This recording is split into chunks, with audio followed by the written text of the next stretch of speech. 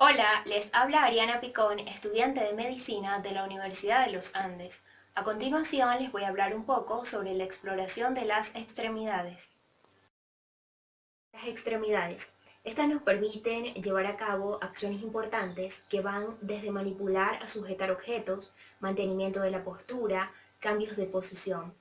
El cuerpo humano cuenta con 4 extremidades, 2 superiores y 2 inferiores. Las extremidades superiores van a estar unidas al tronco a través de la articulación del hombro y va a estar dividida en varios segmentos. Dentro de ellos tenemos la cintura escapular, el brazo, el antebrazo y la mano. Estas nos permiten tomar objetos que se encuentran a nuestro alrededor. Las extremidades inferiores van a estar unidas al tronco a través de la articulación de la cadera. Y dentro de ellas tenemos la cintura pelviana, el muslo, la rodilla, la pierna, el tobillo y el pie. Estas sustentan el peso de nuestro cuerpo en posición bípeda. Además, nos permite desplazarnos debido a la contracción de su musculatura. Se puede practicar simultáneamente tanto la palpación como la inspección de las extremidades y sus segmentos. Asimismo, la auscultación en cuanto al examen vascular periférico. Dentro del examen de las extremidades vamos a explorar sucesivamente el aparato osteoarticular, el muscular, el sistema vascular y el sistema nervioso periférico. Las articulaciones son los puntos donde dos elementos esqueléticos contactan. Existen dos categorías: las articulaciones sinoviales, donde los elementos esqueléticos quedan separados por una cavidad, y las articulaciones sólidas, donde no hay cavidad y los componentes se mantienen unidos por tejido conjuntivo. La inspección de las articulaciones nos permite observar, atender o vigilar cualquier deformidad o tumefacción que se presente. Una tumefacción articular puede significar acumulación, colección de líquido o engrosamiento de los elementos de revestimiento. Por ejemplo, en el caso de las artritis o sinovitis hay limitación de la movilidad, dolor y calor, mientras que en las artralgias hay dolor articular sin ningún otro signo inflamatorio. La presencia de líquido intraarticular se puede creer que sea por la renitencia, es decir, que la piel esté tersa, sin arrugas, tirante, hay tensión, y lustrosa, hay brillo. Mientras que el engrosamiento articular, el tejido es firme y algo depresible. Es importante buscar el límite de movilidad de las articulaciones. Si hay crepitación, que es ese sonido de chasquido o chirrido causado por el contacto de los huesos entre sí. También hay que probar los ligamentos y músculos involucrados en el movimiento. Por otra parte, al momento de realizar el interrogatorio se debe preguntar por reumatismos, dolor lumbar, infecciones óseas como la osteomielitis, flebitis y varices, como se verá más adelante. Un paciente que diga que su reumatismo comenzó con una inflamación del primer ortejo y luego pasó hacia las rodillas o codos pone de manifiesto el diagnóstico de gota, o un paciente que muestre sus manos deformadas por continuos reumatismos seguramente es portadora de una artritis reumatoidea. La integridad del sistema musculoesquelético es fundamental para el mantenimiento de la postura y deambulación. Hay que explorar la movilidad pasiva y activa de las distintas extremidades y sus segmentos. Asimismo, si hay presencia de rubor, calor, tumor o dolor. Esto sugiere la existencia de un proceso inflamatorio. En cuanto al examen muscular, hay que buscar si hay un crecimiento anormal, es decir, hipertrofia, o una disminución del volumen, atrofia. También si hay fasciculaciones.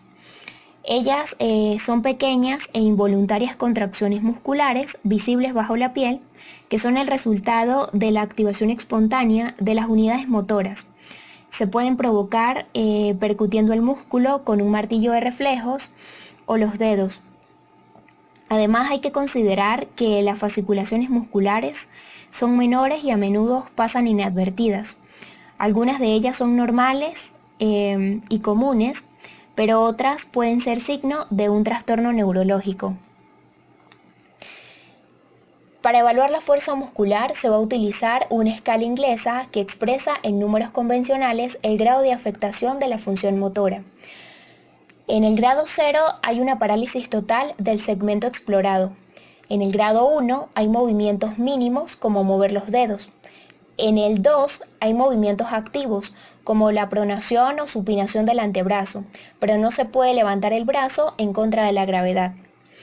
Grado 3 hay movimientos activos contra la gravedad, como levantar los brazos y piernas. Grado 4, movimientos contra la gravedad y ofrecen cierta resistencia pero con limitación. Y el grado 5 es normal. Exploración arterial periférica. Se inicia con la inspección de la piel. Debemos tomar en cuenta el color, si hay eritema o palidez, temperatura, si hay calor o frialdad. En cuanto a la sensibilidad, si hay presencia de dolor, de hiperestesia, que es el aumento de la intensidad de las sensaciones, donde los estímulos de baja intensidad se perciben de forma intensa, por ejemplo, el roce de la ropa sobre la piel.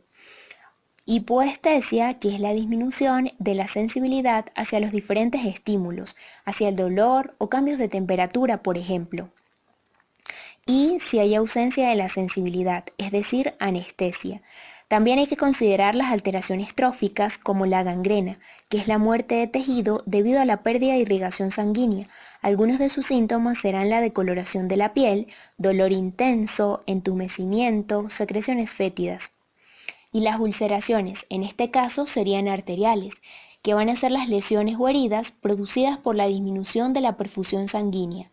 La patología arterioesclerótica es la causa más común. Sin embargo, existen otros factores de riesgo como la diabetes, la hipertensión, el tabaquismo. ¿Cómo podemos identificar una úlcera arterial? Generalmente se presentan en zonas distales, como la zona plantar, prominencias óseas, el borde externo del pie, talón, dedos. Y también podrían localizarse en zonas cercanas a la articulación de la rodilla, en la cara lateral externa. Habitualmente son pequeñas, redondeadas, sus bordes son regulares, eritematosos, profundas, dolorosas. Más adelante veremos unos cuadros con características diferenciales entre úlceras arteriales y venosas. Se deben examinar las siguientes arterias periféricas. La palpación se realiza suavemente con el pulpejo de los dedos. Iniciamos con la arteria carótida. Por dentro del borde medial del músculo externo claudomastoideo, en la mitad inferior del cuello, se presiona suavemente sobre la arteria, pero debe hacerse por debajo de una línea imaginaria que pase por el borde superior del cartílago tiroideo, evitando la comprensión del seno carotídeo que se encuentra a este nivel. No debe palparse simultáneamente a ambos lados. Arteria axilar. Se palpa en la línea media axilar subyacente al húmero con el brazo en rotación externa debajo de las inserciones del pectoral mayor. Arteria humeral. Se palpa en la cara anterior del pliegue del codo, en la cara interna del bíceps con el antebrazo ligeramente flexionado. Arteria radial. En la cara anterior y lateral de las muñecas, con la yema de los dedos, índice y medio, se presiona suavemente sobre el canal radial hasta sentir las ondas del pulso. Arteria femoral. Se va a encontrar a nivel de la ingle, en la zona media entre la espina ilíaca superior y la sínfisis púbica, por debajo del ligamento inguinal. En las personas obesas es difícil su palpación. Será de gran ayuda utilizar las dos manos o la cadera en rotación externa. Arteria poplitea. Se encuentra flexionando la pierna sobre el muslo en la cara posterior de las rodillas con el paciente en posición de cúbito dorsal o de cúbito prono. Arteria tibial posterior. Se busca por detrás del maleolo interno. Arteria pedia. Puede ser localizada en el dorso del pie, por fuera del tendón del extensor propio del primer dedo, utilizando 2 o 3 dedos para facilitar su ubicación.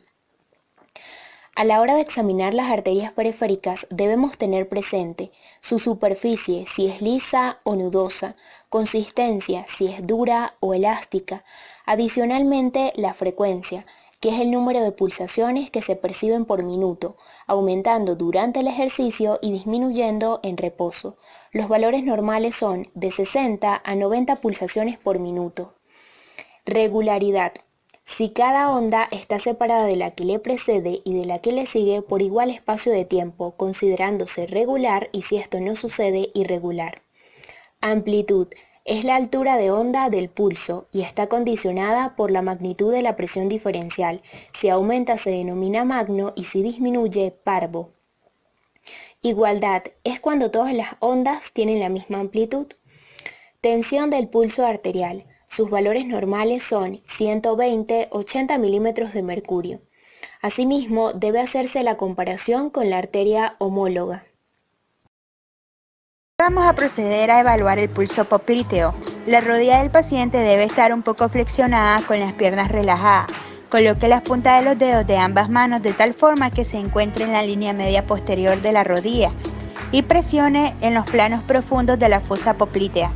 Muchas veces el pulso popliteo es más difícil de encontrar que otras. Es más profundo y se percibe en forma más difusa.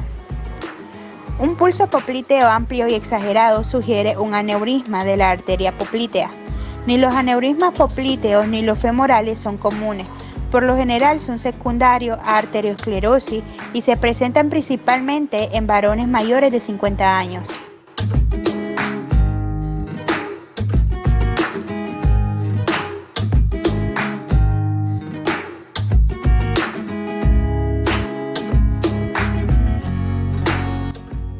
Si no puede sentir el pulso popliteo con esta técnica, intente con el paciente en posición prona.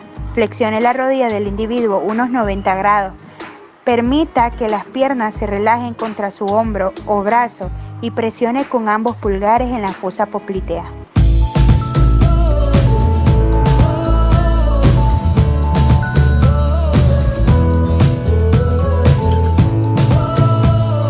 Para la valoración del pulso femoral debemos presionar con fuerza abajo del ligamento inguinal y a la mitad de la distancia entre la espina ilíaca anterosuperior y la sínfisis del pubis. Una medida para poder valorar bien lo que es el pulso femoral en las personas obesas es hacer igual que en la palpación abdominal, el uso de las dos manos, una sobre la otra. Esto nos facilita la exploración. La disminución o ausencia en un pulso indican oclusión arterial proximal, parcial o completa. Por ejemplo, un pulso femoral disminuido o ausente sugiere enfermedad a nivel aórtico o ilíaco. Todos los pulsos distales a la oclusión se alteran. La oclusión arterial crónica produce claudicación intermitente, cambios de color con la posición y cambios tróficos en la piel. La causa más frecuente es la arteriosclerosis obliterante, en la cual Sistema venoso. Se deben observar las manifestaciones de insuficiencia venosa en la piel, como cianosis, frialdad, edema o tumefacción, ulceraciones venosas en este caso. ¿Cómo podemos identificarlas? Se localizan en la mitad inferior de las piernas, generalmente en la cara interna del malleolo. Suelen ser grandes, superficiales, sus bordes irregulares, el dolor es moderado. También se debe examinar si hay presencia de varices. Estas son la consecuencia de una alteración en las válvulas venosas o en la pared venosa. Es preciso mencionar que el diagnóstico de las varices se basa en el interrogatorio del médico al paciente y en la exploración física, donde se preguntará por datos como la edad, ya que las enfermedades vasculares periféricas son más frecuentes en la adultez. El sexo, las mujeres presentan más problemas venosos que los hombres. Debe investigarse sobre los oficios o profesiones que pudieran alterar la irrigación o retorno venoso. Por ejemplo, pacientes que permanecen en bipedestación, sentados o en la misma posición por largo tiempo. De igual forma, se preguntará por la alimentación, ya que el consumo de grasa de origen animal en exceso predispone a aterosclerosis. Antecedentes familiares. Un 60 a 65% de los casos de varices pueden depender de un defecto congénito. Antecedentes personales patológicos como diabetes, hipertensión, obesidad, hiperlipidemia, entre otros. Quirúrgicos o traumáticos. Los hábitos, por ejemplo, el uso del tabaco produce disfunción endotelial por aumento de migración celular, vasoconstricción, adherencia plaquetaria. Todo esto favorece la aparición de aterosclerosis, enfermedad de Buerger, trombosis venosa profunda. Antecedentes ginecostétricos. Las embarazadas están predispuestas a sufrir de trombosis venosa e insuficiencia venosa, debido a que el útero ejerce presión sobre las venas ilíacas, provocando congestión de las venas de las extremidades inferiores y por consiguiente vasodilatación. Asimismo, las hormonas favorecen la hipotonicidad venosa. Esto hay que tomarlo en cuenta, ya que es el motivo por el cual también están predispuestas aquellas pacientes que usen anticonceptivos orales. Vamos a recordar un poco de anatomía. Los miembros inferiores cuentan con un sistema venoso superficial y un sistema venoso profundo. El sistema venoso superficial está formado por las venas safena mayor o interna y vena safena menor o externa. Estas venas contribuyen entre un 5 a un 10% de retorno de sangre a las extremidades inferiores. Esto tiene su importancia a nivel clínico y quirúrgico, ya que en ellas encontramos la mayoría de las patologías venosas. En la imagen podemos observar el recorrido de estas venas. La vena safena interna es la continuación del arco venoso dorsal del pie, asciende por encima del maleolo medial, pasa medial a la rodilla hasta llegar a la fosa oval o hiato safeno, donde se une con la vena femoral común. Dicha unión se denomina safeno femoral. La vena safena externa es la continuación del arco venoso dorsal de la cara lateral del pie, pasa detrás del maleolo lateral y continúa su trayecto por la parte media posterior de la pantorrilla hasta desembocar en la vena poplitea, denominándose safeno poplitea. Sistema venoso profundo. Estas venas ocupan entre un 90 a 95% del retorno de sangre de los miembros inferiores. El sistema venoso profundo tiene su origen en las venas digitales profundas, plantares y dorsales. Estas continúan como venas metatarsianas profundas, plantares y dorsales, las cuales se unen para formar el arco venoso plantar profundo. Este da origen a las venas plantares laterales, de las que surgen las venas tibiales posteriores, mientras que las venas dorsales del pie o venas pedias forman a la pareja de las tibiales anteriores a nivel del tobillo. La vena tibial posterior y la vena peronea se unen y forman al tronco tibio-peroneo.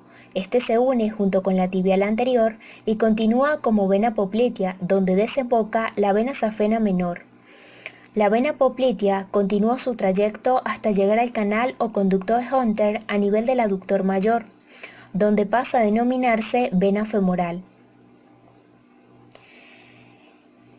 Continúa su trayecto y recibe a la vena femoral profunda, denominándose vena femoral común, donde desemboca la vena safena mayor. La vena femoral común sigue su trayecto hasta atravesar el ligamento inguinal y pasa a llamarse vena ilíaca externa. La vena ilíaca externa se une junto a la ilíaca interna y forma la vena ilíaca común. El sistema venoso superficial se encuentra en contacto con el sistema venoso profundo mediante venas perforantes que atraviesan las fascias y comunican ambos sistemas venosos. Respecto al funcionamiento del sistema venoso a nivel de las extremidades inferiores, tiene una particularidad que no tienen las venas de otros territorios, que es la presencia de un sistema valvular. Es decir, una serie de válvulas que se abren y se cierran, asegurando que el flujo venoso siempre tenga sentido ascendente, es decir, hacia el corazón. Es importante asegurar ese sentido ascendente para evitar que la sangre quede remansada a nivel de las piernas. Un fallo en el sistema valvular produce por un lado varices y por el otro deterioro de la piel, debido a la acumulación de sustancias que acaban siendo tóxicas para las células de la piel. Aparte del sistema valvular, existe otro mecanismo que ayuda al drenaje venoso en las piernas, que es la bomba muscular. Por otra parte, existen métodos para realizar un diagnóstico de varices. Actualmente, estos procedimientos se utilizan en muy pocas ocasiones, ya que han sido sustituidos por los de imágenes. Entre ellos tenemos la prueba de Trendelenburg-Brody. Es una maniobra utilizada para la evaluación de un sujeto varicoso. Esta valora la suficiencia de las válvulas de la safena interna. La técnica consiste en colocar al paciente en posición de cúbito dorsal, elevando el miembro inferior en un ángulo de 70 grados aproximadamente con relación al tronco. Una vez que se han vaciado las venas superficiales, se aplica un torniquete en la raíz del muslo, por debajo de la desembocadura del callado de la safena interna. Después se le indica al paciente que se ponga de pie y se suelte el torniquete. Si las dilataciones venosas se ponen de manifiesto rápidamente, se sospecha de una insuficiencia de la válvula de la unión safena interna con la femoral profunda. Una válvula suficiente, generalmente el llenado es de forma lenta. Para explorar las venas comunicantes se realiza el mismo procedimiento que el anterior, pero esta vez se mantiene el torniquete durante 30 segundos, con el paciente de pie. Si no ocurre el llenado venoso en 30 segundos, las válvulas son normales. Si con el torniquete la safena se llena antes de los 30 segundos, se considera insuficiencia de las comunicantes. Prueba de Pertz. Esta sirve para diagnosticar si existe un trastorno del flujo sanguíneo en el sistema venoso profundo. Aquí se va a realizar el mismo procedimiento que en la prueba de Trendelenburg-Brody, pero se le va a pedir al paciente que camine con el torniquete aplicado. En caso de que exista trombosis del sistema profundo, las venas varicosas se hacen prominentes y dolorosas. Si después de caminar 15 a 30 minutos con el torniquete el paciente no refiere molestias, se supone que las venas profundas están permeables.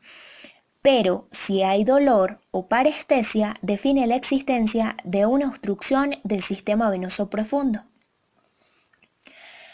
La exploración del sistema venoso superficial, comunicantes y profundo se hace por ecografía Doppler, que permite obtener una topografía anatómica y hemodinámica de las venas a tiempo real. Es un estudio no invasivo y no representa dolor para el paciente. Aquí es posible conocer casi con exactitud los segmentos o venas afectadas, además de cuáles presentan insuficiencia valvular y retorno venoso.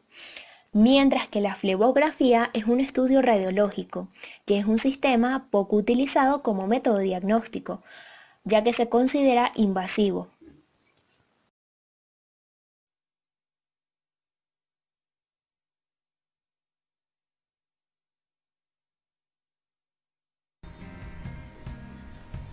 En este caso, estamos observando una varice, que no es nada más que una dilatación venosa por debilidad de sus paredes o aumento de la presión dentro de la vena, y se observa como una masa azulada verdosa que es palpable pero que también es depresible.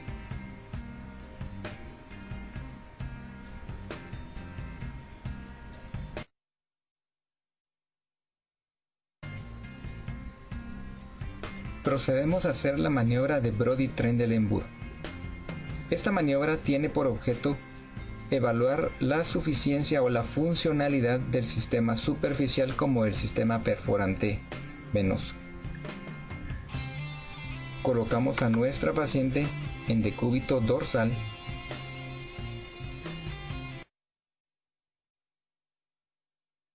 Elevamos la extremidad para hacer un drenaje por gravedad del sistema venoso. Mientras observamos cómo se colapsa el sistema varicoso. Procedemos entonces a colocar una ligadura a nivel del tercio superior del muslo .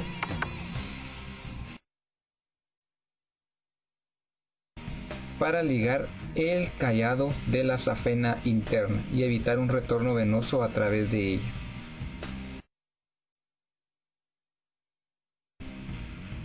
Invitamos a nuestra paciente a colocarse de pie y observamos el sistema varicoso y su comportamiento.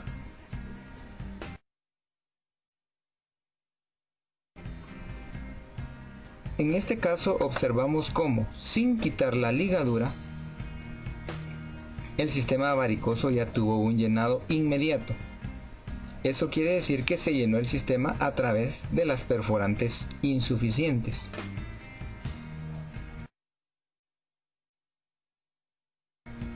Este hallazgo podría corresponder a una prueba negativa si al quitar la liga no ocurre ningún cambio en el sistema varicoso, o bien podría ser parte de una prueba doble positiva si al quitar la ligadura se llena más el sistema varicoso.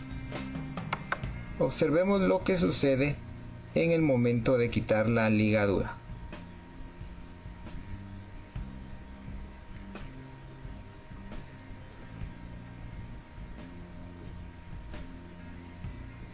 Observamos cómo el sistema varicoso se llena aún más de lo que ya estaba. Eso demuestra una insuficiencia también de la safena interna. Por lo tanto, la prueba es doble positiva. Hay insuficiencia de la safena interna y de las perforantes.